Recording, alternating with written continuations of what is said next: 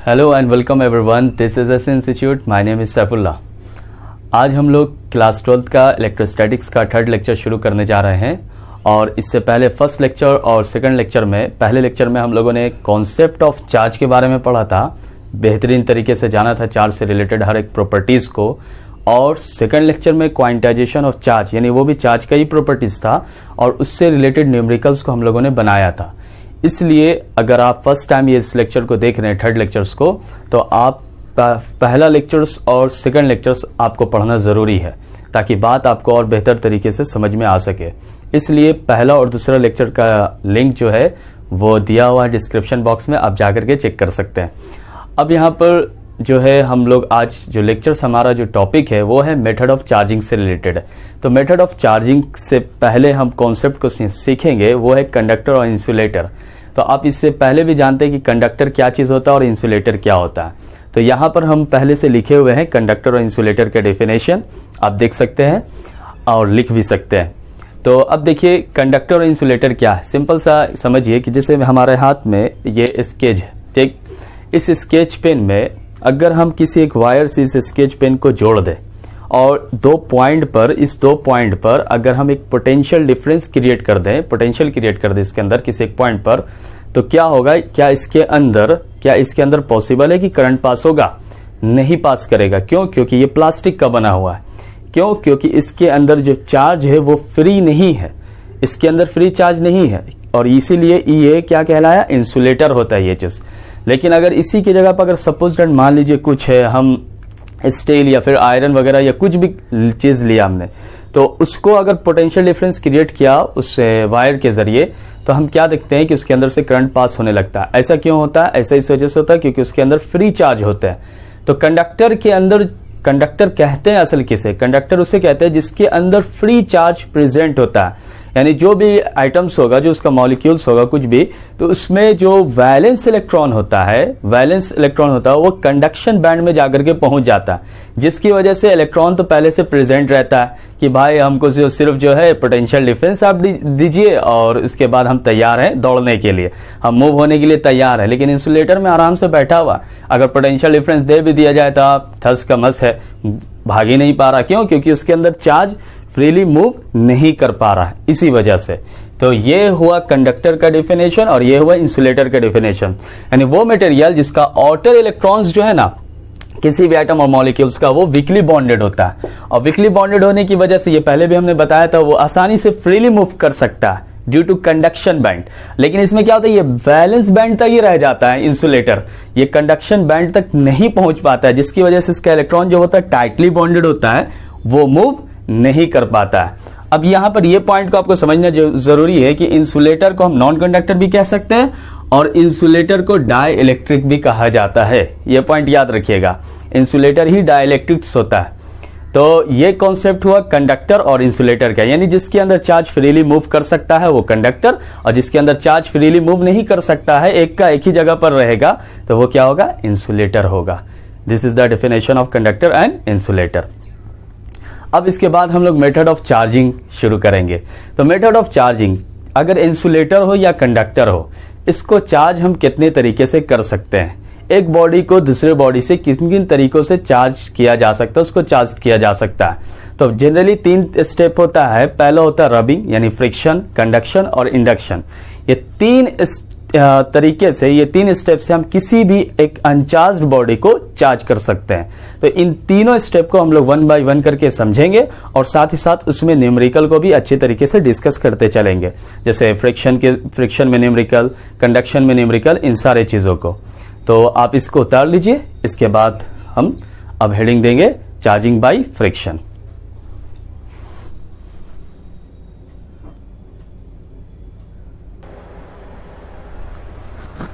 देखिए स्टूडेंट, यहाँ पर अब हम लोग डिस्कस करेंगे मेथड ऑफ चार्जिंग के बारे में। मेथड ऑफ चार्जिंग यानी एक बॉडी को, एक अनचार्ज बॉडी को किन किन तरीकों से हम चार्ज कर सकते हैं। तो पहला हमारा जो टॉपिक है चार्जिंग एन इंसुलेटर। एक इंसुलेटर को अगर आपको चार्ज करना है तो उसका क्या प्रोसेस होगा, उसका प्रोसेस है charging by friction. Charging by friction में क्या होता है कि 2 बॉडी को हम लेते हैं और एक बॉडी दूसरे बॉडी को रब्ड करते हैं, घिसते हैं। जब रब्ड करते हैं, जब रब करने पर क्या होता है कि एक बॉडी से दूसरे बॉडी में इलेक्ट्रॉन ट्रांसफर हो जाता है। जिस बॉडी में इलेक्ट्रॉन ट्रांसफर होगा वो नेगेटिव चार्ज, और जिससे ट्रांसफर हो रहा है वो पॉजिटिव चार्ज डेवलप करेगा। इसी प्रोसेस को कहते हैं चार्जिंग बाय फ्रिक्शन। इलेक्ट्रॉन क्यों ट्रांसफर होता है ये पहले लेक्चर में हम बता चुके हैं। तो देखिए, अगर सपोज दैट कि इसका एग्जांपल समझना है तो इसका एग्जांपल ये है कि अगर एक गिलास रोड है, ठीक है, एक गिलास रोड है और इस गिलास रोड पर, एक मिनट, इस गिलास रोड को एक सिल्क क्लॉथ से क्या किया गया, रब्ड किया गया। सिल्क क्लॉथ को ग्लास रोड दोनों को क्या किया गया, रब्ड किया गया। जब रब्ड किया गया, ये दोनों को रब्ड किया गया, यानी रबिंग करने के बाद क्या होता है, क्या देखा जाता है कि इस पर पॉजिटिव चार्ज डेवलप हो जाता है और इस पर नेगेटिव चार्ज डेवलप हो जाता है। ऐसा क्यों होता है? क्योंकि इससे इलेक्ट्रॉन ट्रांसफर हो जाता है इस बॉडी से इस बॉडी में। ऐसा क्यों होता है? ऐसा इस वजह से होता है कि इसके पास इलेक्ट्रॉन एफिनिटी जो होता है, इलेक्ट्रॉन को रिटेन करने की जो टेंडेंसी होती है, जो ताकत होती है इसके अंदर, ये काफी ज्यादा होती है इसके बनिस्बत, इसलिए ये नेगेटिव चार्ज बन जाता है, इसलिए ये पॉजिटिव चार्ज हो जाता है। अब इसमें एक बात जो सबसे ज्यादा इंपॉर्टेंट है वो याद रखने वाली बात यह है कि चार्जिंग बाय फ्रिक्शन उसी वक्त वर्क करेगा जब एटलीस्ट वन बॉडी इंसुलेटर होगा। अगर एक बॉडी इंसुलेटर है और एक बॉडी कंडक्टर रहे उससे कोई फर्क नहीं पड़ेगा, लेकिन दो बॉडी कंडक्टर है तो भी चार्जिंग बाय फ्रिक्शन होगा। लेकिन अगर दो बॉडी कंडक्टर को लेकर के, दो बॉडी कंडक्टर है उसको हम रबिंग प्रोसेस के जरिए से यानी फ्रिक्शन के जरिए से चार्ज डेवलप करना चाहते हैं तो उसमें चार्ज डेवलप नहीं होगा। क्यों नहीं होगा? कारण यह है कि अगर दो कंडक्टर लिया हमने तो पहले चार्ज ट्रांसफर होगा, लेकिन क्या होगा, कंडक्टर होने की वजह से जब वो आपस में कांटेक्ट में आएगा तो फिर से चार्ज रीडिस्ट्रीब्यूट हो जाएगा और बॉडी न्यूट्रल हो जाएगा। तो ये जो चीज है ये इट वर्क्स, एक पॉइंट लिख लीजिएगा इसके अंदर, it works only when at least one object should be insulator,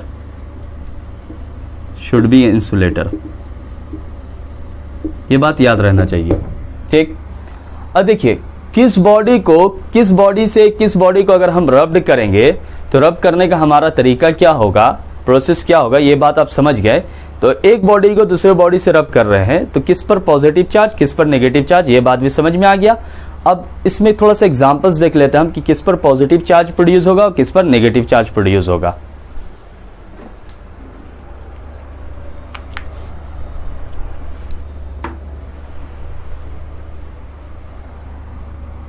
तो एटलीस्ट वन ऑब्जेक्ट शुड भी क्या होना चाहिए, इंसुलेटर होना चाहिए, यानी one object one body is insulator, ये होना चाहिए कम से कम।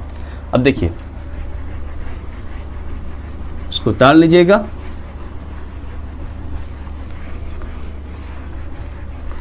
यह हुआ चार्जिंग बाय फ्रिक्शन का मेथड, जिसमें हम इंसुलेटर को चार्ज करते हैं घिस करके। यह बात याद रखना। आपने एग्जांपल्स, आप देखिए एग्जांपल्स ये भी होता है कि बच्चे में आप क्या करते थे, एक स्केल लेते थे, तो स्केल को जब आप बाल पर रखते थे, ड्राई हेयर पर रखते थे, तो उससे चार्ज डेवलप नहीं होता था, उसको क्या करना पड़ता था, घिसना पड़ता था। ऐसे जब आप घिसते थे तो घिसने के बाद यानी रबिंग करने के बाद जब आप लेकर कागज के टुकड़े पर लेकर जाते तो वो उसको अट्रैक्ट करता था। तो ऐसा क्यों होता है? ये ऐसा होता है रबिंग की वजह से होता है, याद रखना ये चीज। तो किस बॉडी पर पॉजिटिव चार्ज प्रोड्यूस होगा, किस बॉडी पर नेगेटिव चार्ज प्रोड्यूस होगा आफ्टर रबिंग, तो याद रखना है गिलास रोड।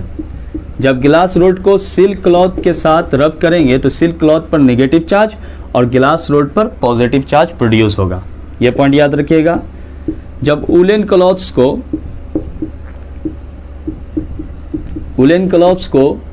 क्लॉथ्स को किसके साथ, रबर के साथ,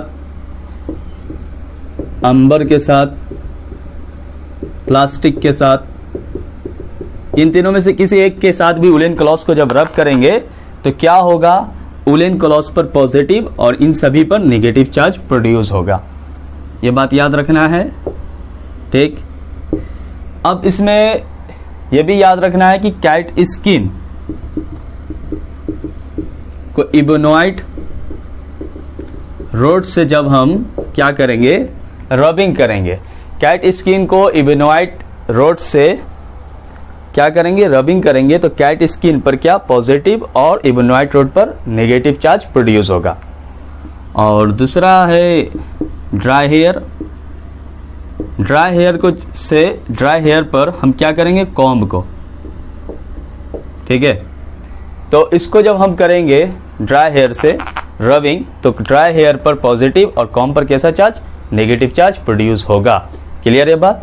तो अब यहाँ पर हमने लिखा था ये ग्लास रोड सिल्क, तो आप ग्लास रोड को रैप कर दीजिए ड्राई सी में, और CS मतलब कंप्यूटर साइंस होता है, E फॉर इंजीनियर होता है। तो इस तरीके से याद भी कर सकते हैं ट्रिक्स के जरिए। ग्लास रोड को रैप करके कंप्यूटर इंजीनियर के पास, ड्राई सी के पास लेके चले गए। कुछ भी जैसे मन आए वैसे आप याद कर लीजिए, कोई प्रॉब्लम नहीं। तो ये हो गया, इसको याद रखिएगा। अब इस पर हम लोग न्यूमेरिकल को सीखते हैं कि इस पर न्यूमेरिकल कैसे बनाएंगे, यानी चार्जिंग बाय फ्रिक्शन पर न्यूमेरिकल कैसे बनता है।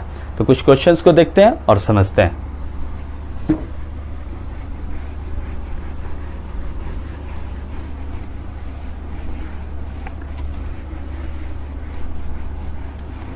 टॉपिक हमारा है मेथड ऑफ चार्जिंग। याद रखिएगा, मेथड्स ऑफ चार्जिंग हम लोग पढ़ रहे हैं, ये हमारा टॉपिक है।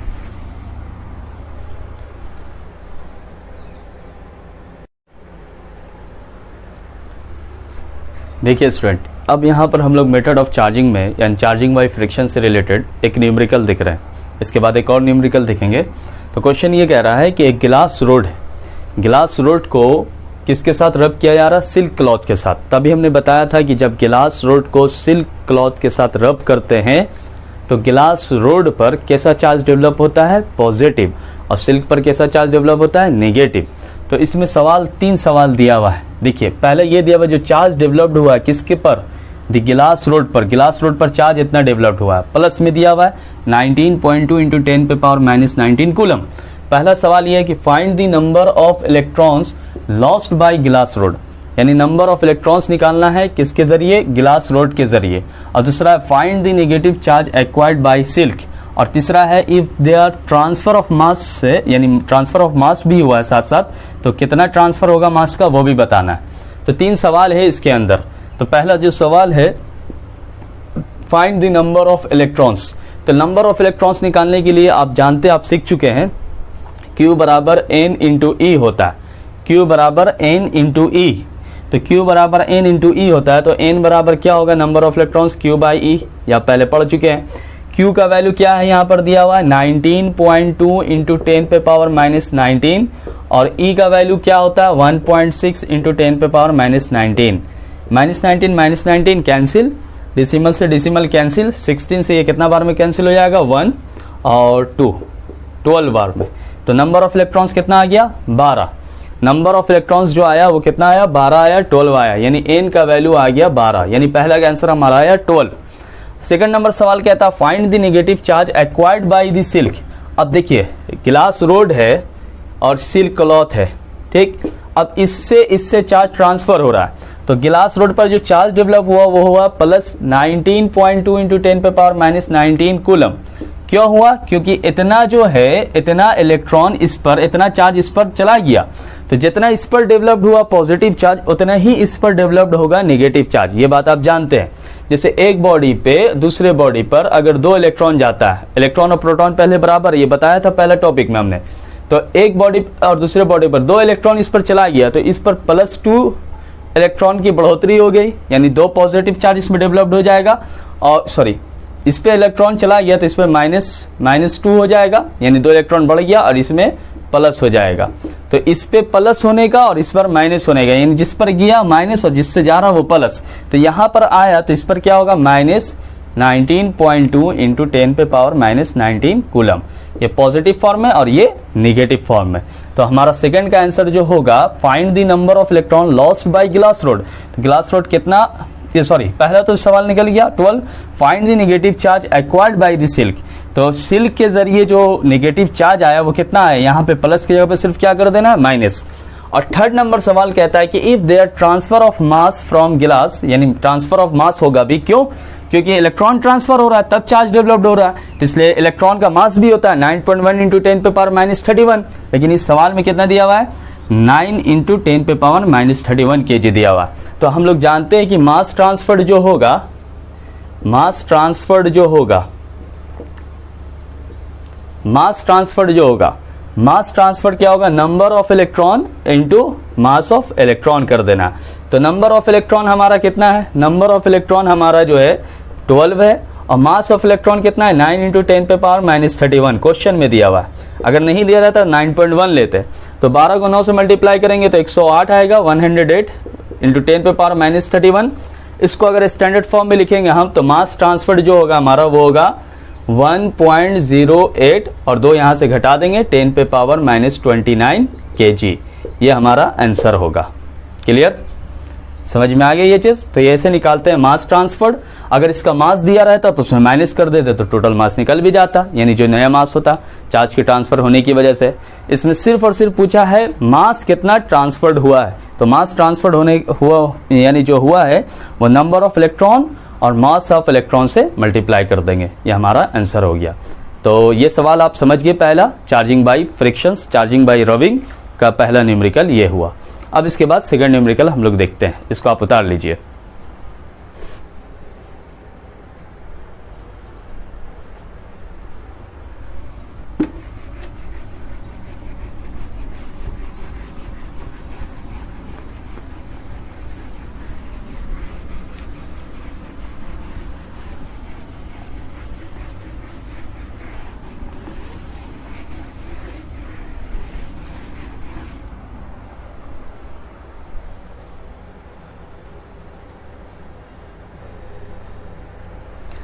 देखिए स्टूडेंट, अब यहाँ पर सेकंड क्वेश्चन जो है मेथड ऑफ चार्जिंग यानी चार्जिंग बाय फ्रिक्शन पर लिखा हुआ। अब इसे चाहे तो आप वीडियो पॉज करके खुद से बना सकते हैं, आप सॉल्व कर सकते हैं। उसके बाद देखिए कि क्या आपने जो सॉल्व किया उसका सॉल्यूशन सही है या गलत है। तो सवाल ये है कि एक पीस ऑफ पॉलीथीन, पॉलीथीन क्या होता है, प्लास्टिक होता है, किससे रब किया जा रहा, ऊल से, ठीक है, उलेन क्लॉथ से। तो अभी इससे पहले हमने लिखाया था, एक जो टेबल बनाया था कि जिसमें क्या था कि उलेन क्लॉथ को अगर आप प्लास्टिक से रब कीजिएगा तो उलेन पर कैसा चार्ज डेवलप होगा, पॉजिटिव, और प्लास्टिक पर निगेटिव। रबर था, अंबर था, प्लास्टिक था, ये 3 चीज था। तो प्लास्टिक से रब किया जा रहा है तो प्लास्टिक पर नेगेटिव चार्ज यानी पॉलीथीन पर नेगेटिव चार्ज पैदा हुआ है। देखिए यहाँ पर प्रोड्यूस हुआ -2 इंटू 10 पे पावर -7 कूलम, -2 इंटू 10 पे पावर -7 कूलम डेवलप्ड हो गया है। What is amount of mass which is transferred to the polythene. Polythene में जो ये कह रहा है कि व्हाट अमाउंट ऑफ मास, कितना मास जो है ट्रांसफर्ड होगा किसमें, पॉलीथीन में। क्यों, क्योंकि पॉलीथीन में क्या हुआ, -2 इंटू 10 पे पावर -7 चार्ज माइनस आ रहा है। तो जिससे आ रहा है उलेन क्लॉथ से आ रहा है तो उस पर पॉजिटिव, इस पे निगेटिव। तो उलेन क्लॉथ से पॉलीथीन पर कितना मास डेवलप्ड होगा, कितना मास ट्रांसफर्ड होगा, इसमें चार्ज तो डेवलप हो चुका है। तो मास निकालने के लिए हमें नंबर ऑफ इलेक्ट्रॉन पहले आना चाहिए निकालने के लिए। तो नंबर ऑफ इलेक्ट्रॉन हम कैसे निकालते हैं, Q बराबर N इंटू E। तो N बराबर क्या होता है, Q by E, quantization of charge से हम लोग ने ये पढ़ा था। अब पहला लेक्चर, ये सेकंड लेक्चर आप देख सकते हैं क्वांटाइजेशन ऑफ चार्ज पर। इस पर हम लोगों ने करीब 8, 9, 10 न्यूमेरिकल बनाया था। N बराबर Q बाई E। Q का वैल्यू कितना है, 2 इंटू 10 पे पावर -7 माइनस, ये माइनस बता रहा है कि इस पर डेवलप्ड हुआ 1.6 इंटू 10 पे पावर -19। अब देखिए इसको ऊपर लेकर चले जाएंगे तो इसका वैल्यू जो होगा 2 इंटू 10 पे पावर -7 प्लस 19 और 1.6 आया है। तो ये हटाएंगे तो ऊपर 0 चला गया तो आ गया 10 और ये आ गया 8। तो आ गया 10/8 इंटू 10 पे पावर -7 प्लस 19 12। इसको जब हम लोग डिवाइड देंगे तो नंबर ऑफ इलेक्ट्रॉन जो हमारा आएगा 1.25 इंटू 10 पे पावर 12। ये वैल्यू आ गया नंबर ऑफ इलेक्ट्रॉन का। अब मास कितना ट्रांसफर्ड हुआ है, अभी बताया था आपको मास ट्रांसफर निकालने का तरीका। मास ट्रांसफर्ड बराबर जो होता है वो होता है number of electron into mass of electron. इसमें मास ऑफ इलेक्ट्रॉन नहीं दिया हुआ, नंबर ऑफ इलेक्ट्रॉन है 1.25 इंटू 10 पे पावर 12। मास ऑफ इलेक्ट्रॉन आपको क्या पुट करना है, 9.1 इंटू 10 पे पावर -31 kg, ये यूज करना है। अब इसको आप मल्टीप्लाई करके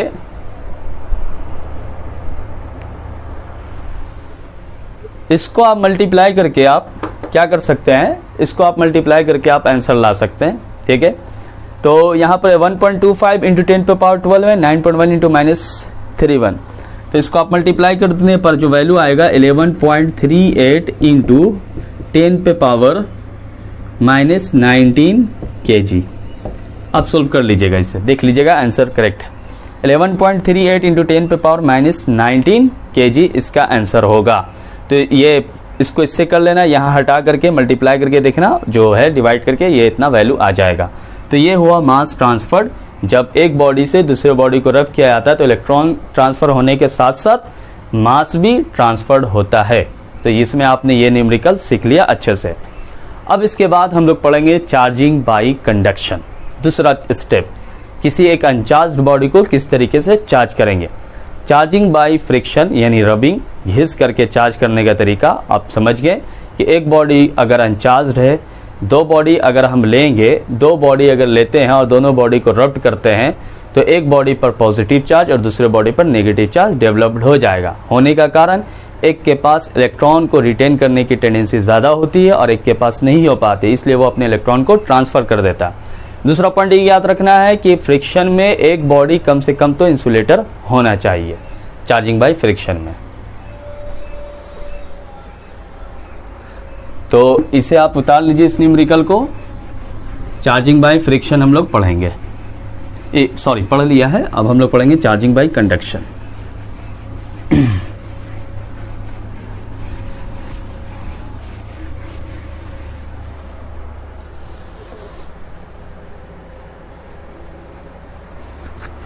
देखिए अब हम लोग पढ़ेंगे charging by conduction. Charging by conduction क्या होता है, इसमें हम लोग कंडक्टर को चार्ज करने का तरीका सीखते हैं। इससे पहले चार्जिंग बाई फ्रिक्शन में हम लोगों ने क्या सीखा, इंसुलेटर को चार्ज करने का तरीका फ्रिक्शन के जरिए, रबिंग के जरिए। अब इसमें कंडक्शन में हम लोग क्या सीखेंगे, कोई भी एक कंडक्टर है उसको हम कैसे चार्ज कर सकते हैं। उसका दो तरीका होता है, एक होता है कंडक्शन और दूसरा होता है इंडक्शन। कंडक्शन मतलब टच करके, यानी फिजिकल कांटेक्ट में ला करके उसे टच करना है, हमें बॉडी को कांटेक्ट में लाना पड़ेगा। अगर बॉडी को हम कांटेक्ट में नहीं लाते हैं तो वो चीज़ कंडक्शन नहीं हो पाएगा, याद रखना ये बात। फॉर एग्जांपल के तौर पर जैसे कि आपका मोबाइल चार्ज नहीं हो पाता है, ठीक है, मोबाइल डिस्चार्ज हो जाता है। तो मोबाइल जब डिस्चार्ज हो जाता है तो आप चार्जर लगाते हैं, तो चार्जर लगाते हैं उसको चार्ज करने के लिए, तो आप कांटेक्ट में लाते हैं। चार्ज का जो पिन होता है और उसको मोबाइल का जो पिन होता है, उसका जैक जो होता है उसमें आप लगाते हैं ताकि चार्ज ट्रांसफ़र हो करके आपके बैटरी में जाए, स्टोर हो जाए और वो बॉडी यानी बैटरी, ये मोबाइल जो है आपका चार्ज हो जाए ये। और दूसरा एग्जांपल इस तरीके से देखा जा सकता है कि जैसे मान लीजिए आपके घर में कूलर वगैरह है। अगर कूलर है सपोज डैट, तो कूलर है और वो कूलर कंडक्टर का बना हुआ, लोहा का ये है इसका पार्ट, और क्या है इस पर चार्ज डेवलप्ड है, ये चल रहा है, इस पर चार्ज डेवलप्ड है, ठीक है, ये लोहा का है, इस पर चार्ज डेवलप्ड है। सपोज दैट किसी तरीके का भी चार्ज डेवलप्ड है इसके ऊपर, प्लस माइनस जो भी है अगर ले लिया जाए तो चार्ज डेवलप्ड। और आप आए अच्छे से एकदम इत्मीनान से आए और आ करके, क्योंकि आपका बॉडी भी कंडक्टर है, जैसे ही आप कांटेक्ट में इस पर हाथ रखते हैं वैसे ही आपको क्या लगता है, झटका लगता है, वैसे ही आपको समझ में आ जाएगा कि क्या हो रहा है आपके साथ। तो ये चीज़ जो होता है यानी कंडक्शन। तो कंडक्शन में क्या होता है कि एक बॉडी को दूसरे बॉडी के कांटेक्ट में लाते हैं, इसमें घिसना नहीं पड़ता, इसमें कांटेक्ट में लाना पड़ता है, ये बात इंपॉर्टेंट है। तो जब एक अनचार्ज्ड बॉडी को चार्ज बॉडी के कांटेक्ट में लाते हैं तो जो चार्ज्ड बॉडी का जो चार्ज होता है वो अनचार्ज बॉडी में ट्रांसफर हो जाता है, ठीक है, इलेक्ट्रॉन ट्रांसफर होने की वजह से, ड्यू टू कंडक्टर होने की वजह से इलेक्ट्रॉन जो है वो ट्रांसफर हो जाता है। इस प्रोसेस को हम लोग कंडक्शन कहते हैं। जैसे समझिए, समझने वाली बात क्या है इसमें, समझना क्या है, समझिए इसको अच्छी तरीके से। तो जैसे सपोज दैट कि एक बॉडी चार्ज है, ठीक है, ये पॉजिटिव चार्ज बॉडी है, कैसा है, पॉजिटिव चार्ज है, पॉजिटिव चार्ज बॉडी है, और एक अनचार्ज्ड बॉडी है, ये अनचार्ज्ड है, ये अनचार्ज्ड है और ये चार्ज्ड है। अब ये दोनों को कांटेक्ट मिलाया, कांटेक्ट मिलाया, कांटेक्ट मिलाया जैसे ही, तो चार्ज बॉडी से जो है ना चार्ज ट्रांसफर हो जाएगा किस पर, अनचार्ज्ड बॉडी पर ट्रांसफर हो गया, इस पर भी चार्ज पॉजिटिव चार्ज। अब दोनों को अलग कर दिया, तो जब दोनों को अलग कर दिया तो इस पे जो चार्ज डेवलप हुआ था पॉजिटिव, वो पॉजिटिव चार्ज रहेगा, इस पर पॉजिटिव चार्ज है, और इस पे जो चार्ज बॉडी पहले से था इस पे भी पॉजिटिव चार्ज रहेगा। तो ये होता है प्रोसेस कंडक्शन का। This is the process of conduction. मतलब इसमें क्या हुआ कि एक तो अनचार्ज एक चार्ज लाया, पॉजिटिव लाया तो पॉजिटिव चार्ज हो गया, नेगेटिव लाएंगे तो नेगेटिव चार्ज हो जाएगा। तो कंडक्शन की ये खूबी है कि बॉडी को आप जैसा चार्ज करना चाहते हैं उसी तरीके का चार्ज्ड बॉडी, एक अनचार्ज बॉडी है और उसको चार्ज करना चाह रहे हैं आप, तो जैसे आप पॉजिटिव चार्ज करना चाहते हैं तो पॉजिटिव चार्ज बॉडी लाना पड़ेगा, अगर नेगेटिव करना चाहते हैं तो नेगेटिव लाना पड़ेगा। यह है कंडक्शन का। अब दूसरा पॉइंट ये याद रखिए, कंडक्शन का जो सबसे इंपॉर्टेंट पॉइंट है,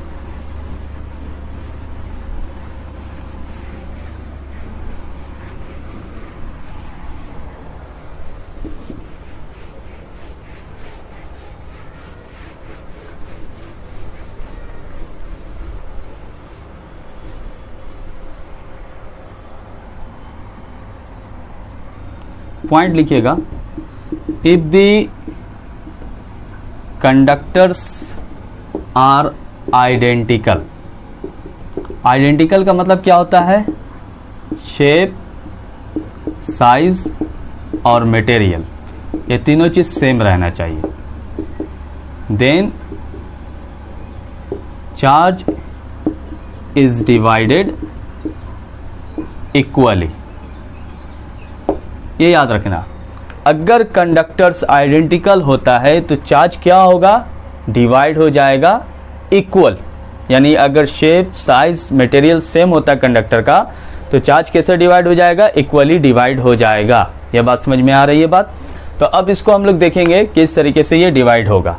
तो यहाँ पर पॉइंट ये है, जो समझने वाली बात ये है कि जैसे एक बॉडी है और एक और बॉडी है, एक कंडक्टर, दो कंडक्टर है, दोनों आइडेंटिकल है। दोनों कैसा है? आइडेंटिकल है।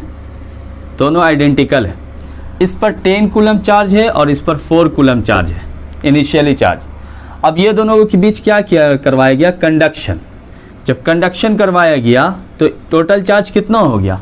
दोनों को कांटेक्ट में लाया गया तो टोटल चार्ज जो हुआ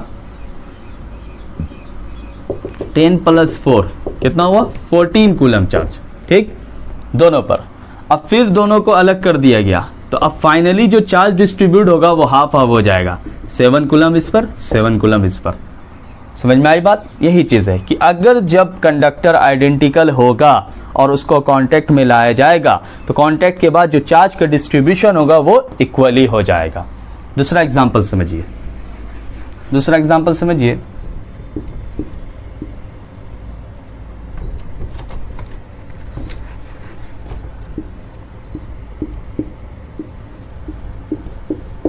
इस पर 20 कूलम चार्ज है, इस पर 30 कूलम चार्ज है। ठीक है, अब ये दोनों के बीच क्या किया गया? कंडक्शन किया गया, कंडक्शन करवाया गया। तो जब दोनों को कांटेक्ट में लाया गया,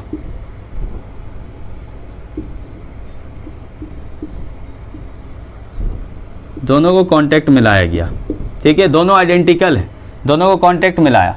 कांटेक्ट में लाने पर 20 और 30 दोनों पर कितना चार्ज हो गया? 50 कूलम हो गया। कांटेक्ट में अभी है। अब दोनों को अलग अलग कर दिया। दोनों को जब अलग अलग किया तो 50 का हाफ क्या होता है? 25 कूलम, 25 कूलम। एक पर 25, एक पर 25। तो इस पे भी 25, इस पे भी 25। क्यों? क्योंकि बॉडी क्या था? आइडेंटिकल था। ये बात समझ में आया कि जब कंडक्टर आइडेंटिकल होगा तो चार्ज का डिस्ट्रीब्यूशन इक्वली हो जाएगा। एक और एग्जांपल समझिए,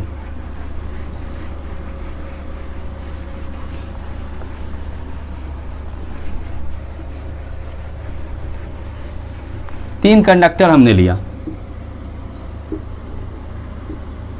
ठीक है, ये ए है, ये बी है, ये सी है।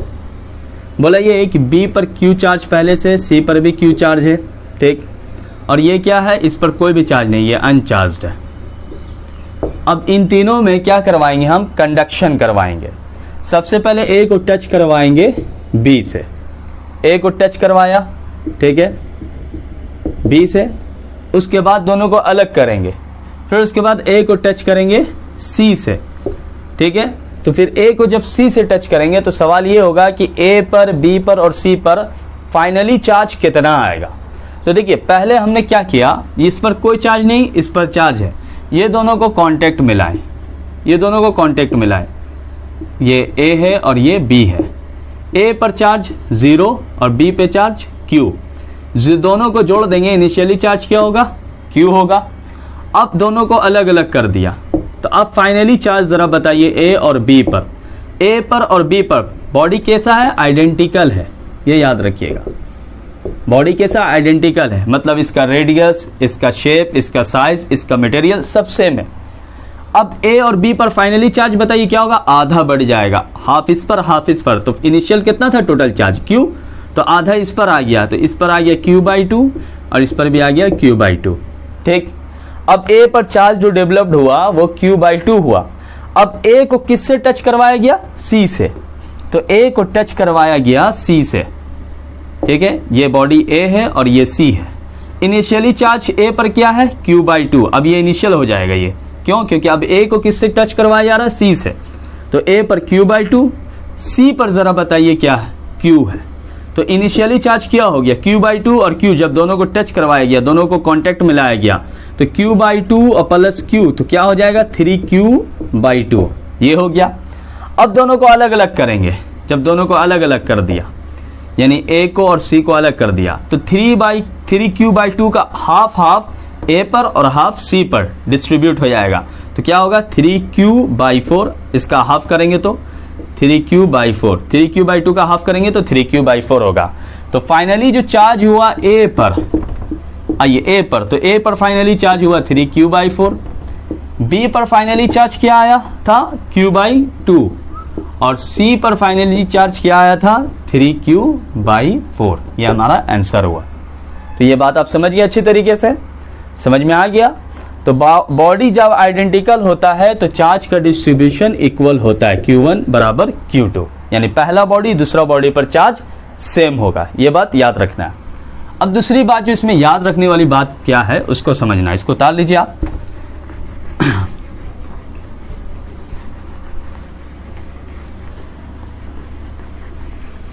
बॉडी जब अनआइडेंटिकल हो, अनआइडेंटिकल बॉडी है, बॉडी आइडेंटिकल नहीं है।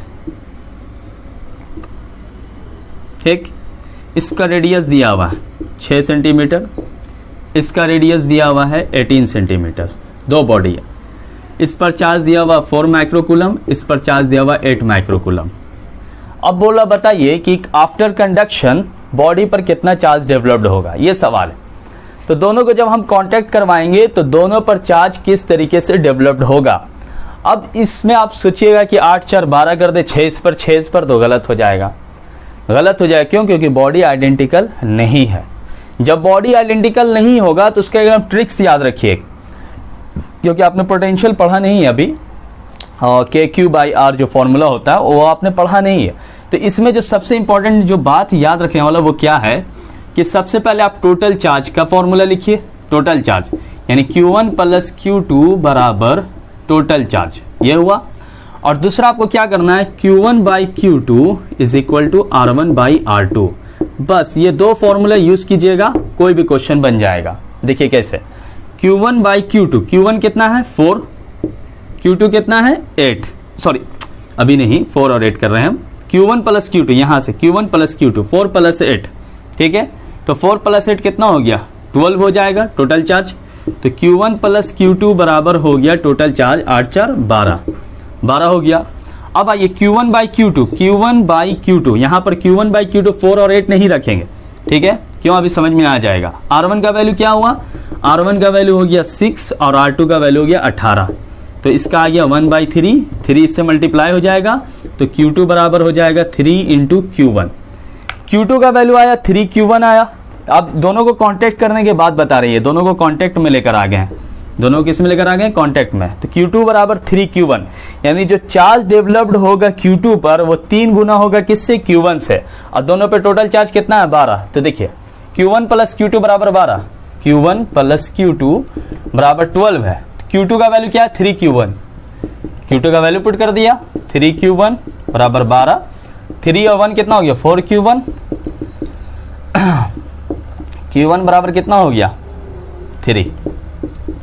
3 माइक्रोकूलम है तो माइक्रोकूलम देंगे, ठीक। तो Q1 हो गया 3 कूलम, यानी इस पर जो चार्ज छोटा बॉडी पर जो है 3 माइक्रोकूलम डेवलप होगा, और बड़े पे कितना होगा, तो 3 से मल्टीप्लाई कर दिए, 3 3 9 माइक्रोकूलम, बस हो गया सिंपल। एकदम आसान तरीके से बनाने का, एकदम इजी वे में। तो समझ गए आप ये चीज। तो जो बॉडी आइडेंटिकल होगा, बस ये दो फॉर्मूला याद रखना, Q1 प्लस Q2 बराबर टोटल चार्ज, 8 4 12 टोटल चार्ज हो गया। Q1 बाई Q2 रेडियस से डिवाइड दे देंगे, R1 बाई R2 6 और 18 रेडियस दिया रहेगा, ठीक है। 1/3 कर दिया, Q2 बराबर 3Q1 आया, उसमें पुट कर दिया इस इक्वेशन में। Q2 का value Q1 plus 3Q1, Q1 का वैल्यू आ गया 3 माइक्रोकूलम और यहाँ पर क्या होगा 9 माइक्रोकूलम। क्लियर, ये बात आसान तरीके से समझ में आ गया कंडक्शन का प्रोसेस। तो जब आइडेंटिकल होगा तो चार्ज इक्वली डिस्ट्रीब्यूट हो जाएगा, और जब बॉडी नॉन आइडेंटिकल बॉडी होगा, अनआइडेंटिकल बॉडी होगा, नॉन आइडेंटिकल बॉडी होगा, तो ये पहला फॉर्मूला और ये दूसरा फॉर्मूला, कोई भी क्वेश्चन आप इससे बना सकते हैं, सोल्व कर सकते हैं। तो ये प्रोसेस आपको समझ में आ गया, कंडक्शन का प्रोसेस ये हुआ। अब लास्ट प्रोसेस है इंडक्शन, उसे हम लोग पढ़ेंगे।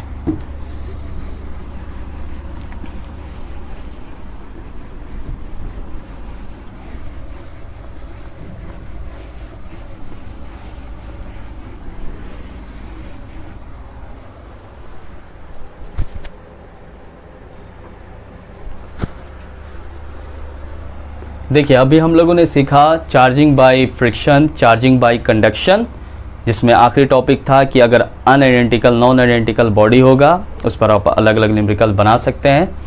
और लास्ट टॉपिक है charging by induction. Charging by induction क्या है?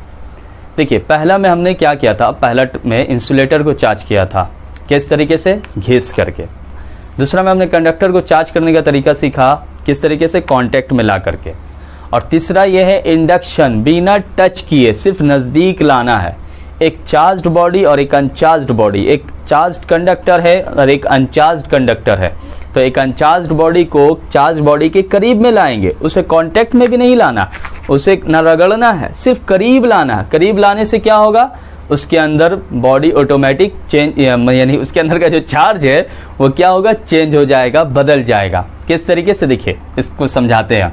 तो इसमें the process of redistribution of charge, charge का रीडिस्ट्रीब्यूशन होना किसी भी कंडक्टर के सरफेस पर, कब, जब उसके करीब में, उसके नियर में लाया जाएगा एक चार्ज्ड कंडक्टर को, एक चार्ज ऑब्जेक्ट को। बस ये याद रखना।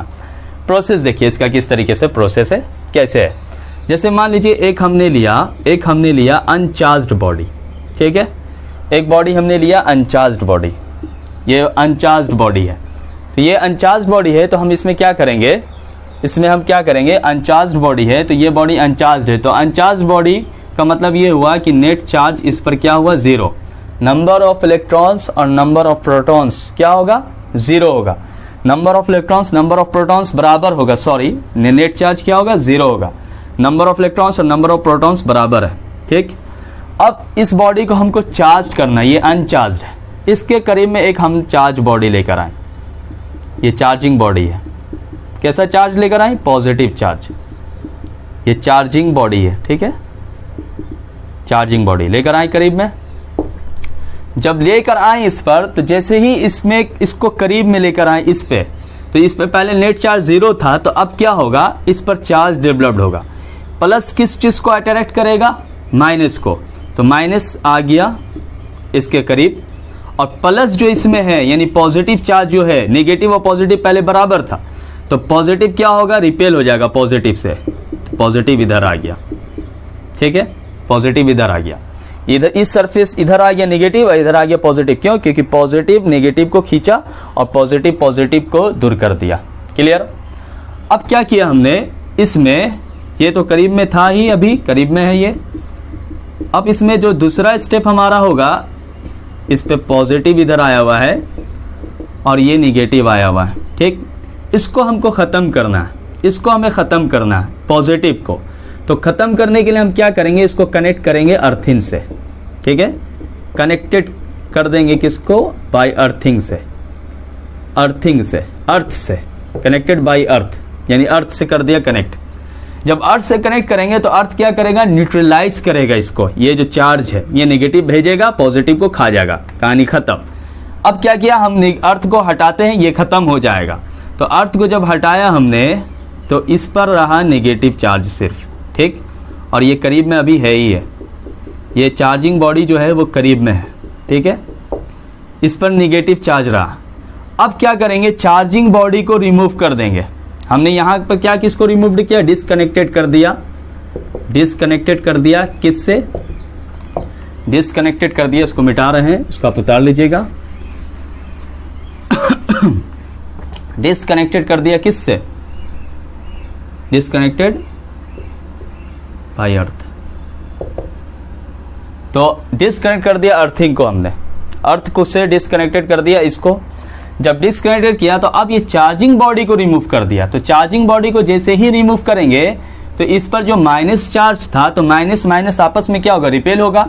तो माइनस पूरे सरफेस पे क्या हो जाएगा, डिस्ट्रीब्यूट हो जाएगा। यही हुआ चार्ज का रिडिस्ट्रीब्यूशन। इसमें क्या किया हमने, चार्जिंग बॉडी को रिमूव कर दिया। चार्जिंग बॉडी को क्या किया, रिमूव कर दिया। यही स्टेप है।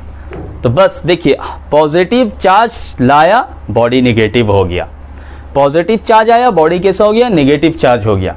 तो पॉजिटिव चार्ज लाने की वजह से बॉडी नेगेटिव चार्ज जब हो जा रहा है, तो यही चीज आपका प्रोसेस कहला रहा है कंडक्शन।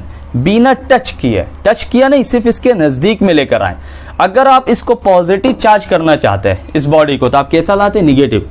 नेगेटिव लाते, यहां पर पॉजिटिव आ जाता, यहां पर नेगेटिव चला जाता। ठीक है, यहां पर नेगेटिव चला जाता तो नेगेटिव चला जाता, तो अर्थ से जुड़ते हैं, अर्थ पॉजिटिव देता है, नेगेटिव को खा जाता। इधर क्या बचता, पूरा का पूरा पॉजिटिव, इधर नेगेटिव। अब इसको हटाते हम तो पूरा का पूरा पॉजिटिव आपस में ड्यू टू रिपल्सन की वजह से फैल जाता। तो ये प्रोसेस कहलाता है चार्जिंग बाय इंडक्शन। अब देखिए, चार्जिंग बॉडी जो है ना, वो इंड्यूसिंग चार्ज प्रोड्यूस करता है। इंड्यूसिंग चार्ज है ये, इंड्यूसिंग चार्ज। और इसकी वजह से जो चार्ज पैदा हुआ, इसको कहते हैं इंड्यूस्ड चार्ज। याद रखिएगा, induced charge, small Q. Point ये है कि inducing charge and induced charge.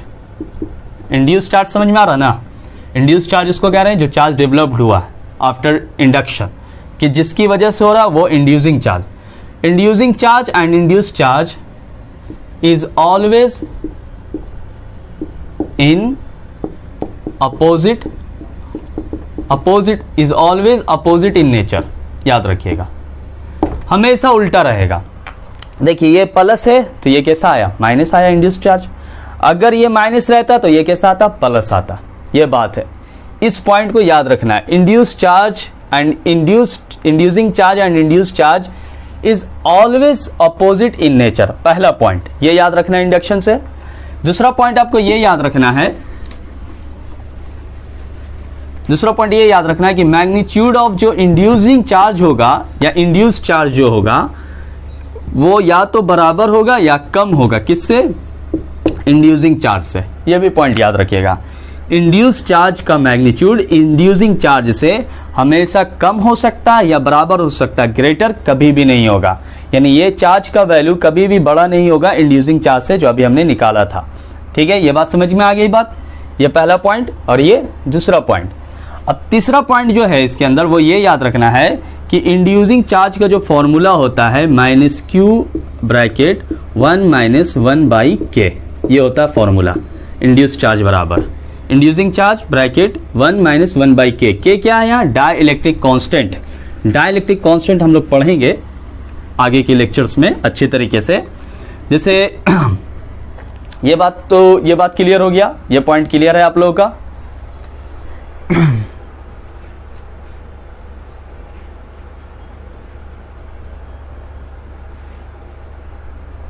अब देखिए यहां पर क्या है, ये पॉइंट याद रखिएगा। Induced charge on an object depends on the material. ये तीसरा पॉइंट, मटेरियल पे डिपेंड करता है ये, ना कि पार्टिकल पर। देखिए कैसे, ये डाइलेक्ट्रिक कांस्टेंट है के, तो एयर का जो के का वैल्यू होता है, डाइलेक्ट्रिक कांस्टेंट का वैल्यू वो होता है 1, हवा का, वैक्यूम का, हवा का। तो जब 1 पुट करेंगे तो इंड्यूस्ड चार्ज का वैल्यू क्या होगा, 0 होगा। 1 आया, 1 - 1 0 0, तो इंड्यूस्ड चार्ज क्या हुआ, 0। तो हवा पर आप चार्ज डेवलप नहीं कर सकते, हवा पर कोई चार्ज डेवलप नहीं होगा एयर पार्टिकल से, तो उस पर चार्ज कोई डेवलप नहीं होगा। लेकिन आप कंडक्टर लीजिए, तो कंडक्टर का जो होता है, कंडक्टर का कंडक्टर का के जो होता है वो होता है इन्फिनाइट, ठीक है, कंडक्टर का होता है इन्फिनाइट, तो कंडक्टर के बराबर इन्फिनाइट हुआ। तो जब यहाँ पर k का वैल्यू इन्फिनाइट होगा तो हम यहाँ पर इन्फिनाइट पुट करते हैं, तो 1 बाई इन्फिनाइट का वैल्यू क्या होता है 0 होता है, तो Q7 तो क्या होगा इसमें जो इंड्यूस चार्ज होगा वो इंड्यूसिंग चार्ज के बराबर होगा और अपोजिट इन नेचर में होगा। और इसी तरह से डाइलेक्ट्रिक कांस्टेंट वाटर का 80 या 81 होता है, उसका भी आप पुट करके देख सकते हैं। तो ये चीज हुआ कंडक्टर जो भी होगा उसका डाइलेक्ट्रिक कांस्टेंट, ये ऑब्जेक्टिव सवाल बोर्ड में एग्जाम में आता है, आगे पढ़ेंगे इसको डिटेल में हम, लेकिन अभी बस इन जनरल वे में आप इसको समझ जाइए। तो ये होता है इंड्यूस चार्ज का फॉर्मूला। तो ये सारा का सारा आप लोगों ने सीख लिया, charging by friction, charging by conduction, charging by induction, और इसमें न्यूमेरिकल भी आप लोगों ने बनाया। इसके बाद जो टॉपिक आएगा, इसके बाद हम लोग एक डीपीपी करेंगे इलेक्ट्रोस्टैटिक्स का, यानी मेथड ऑफ चार्जिंग और क्वांटाइजेशन ऑफ चार्ज से रिलेटेड पहला सेट, यानी पहला जो शीट है, पहला जो डीपीपी है फर्स्ट पार्ट, वो हम लोग बनाएंगे इसके ऊपर नेक्स्ट लेक्चर में। और फिर कूलम्ब्स लॉ से रिलेटेड चलेगा टॉपिक, कूलम्ब्स लॉ स्टार्ट होगा, ठीक है। तो thank you for watching this video, thank you for watching this video, और इस वीडियो को आप ज़्यादा से ज़्यादा शेयर कीजिए, लाइक कीजिए और कमेंट्स कीजिए। Thank you.